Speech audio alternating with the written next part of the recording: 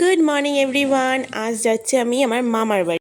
গাড়িতে উঠে এত শরীর খারাপ করছিল, মানে আমি আর একটাও ক্লিপ নিতে পারিনি।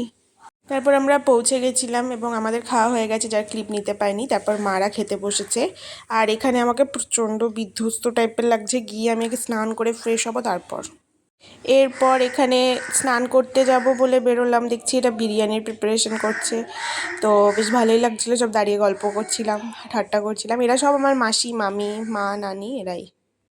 দেখছো এই সবুজ বাড়িটা, এই বাড়িটা অ্যাকচুয়াল আমার আসল নানির বাড়ি, এবং আমার মামারা পরে গিয়ে সাইডেও ওদিকে বাড়ি করেছে আর কি।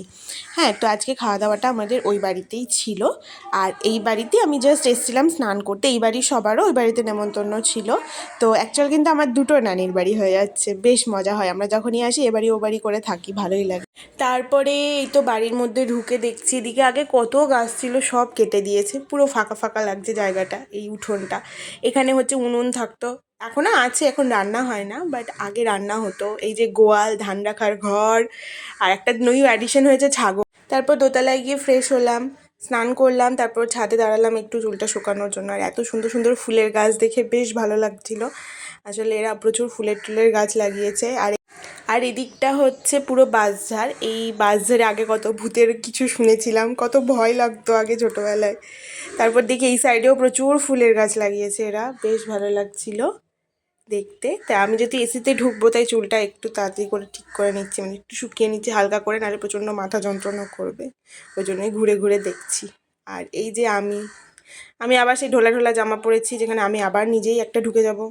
তারপরে এই যে পেয়ারা গাছ, এই পেয়ারা গাছ আমি ছোটো থেকে দেখছি, প্রচুর পেয়ারা ধরে, প্রচুর। এবারেও প্রচুর পেয়ারা ধরেছে, কিন্তু শুনছি নাকি সব পোকা লেগে যাচ্ছে, আমি জানি না কেন, কিন্তু প্রচুর ছোটো ছোটো পেয়ারা এসছে। আর এই পাশের পুকুরটাকে কত বড় ছিল, এখন কইটুকুনি হয়ে গেছে। তারপর এদের বাড়ি এসে দেখছি বিরিয়ানি খাওয়া দাওয়া হচ্ছে, সব খেতে অলরেডি বসে পড়েছে। আমারই লেট হয়ে গেছে আসতে, যে বাচ্চা পাটির খাওয়া হচ্ছে। তারপর দেখি সন্ধ্যা হয়ে গেছে, আমরা খেয়ে দিয়ে বাড়িও চলে এসেছিলাম, সন্ধেও লেগে গেল। আর আমরা এবার বেরোবো, তো সেই জন্য সব রেডি ফেডি হচ্ছি। আর এই যে হচ্ছে ব্যাগ, মোটামুটি আমরা 7 থেকে 8টা ব্যাগ হয়েছিল। বা এই বাড়ি এসে এখন ফটো সেশন হবে, তো যার রিয়েল ক্লিপটা বা রিয়েল ভয়েসটা আমি দিয়েছি, দেখো। নর্মাল ফটো তুলো।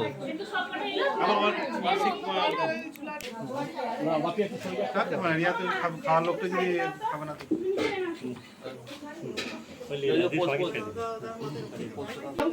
বহুদিন একটা নেই।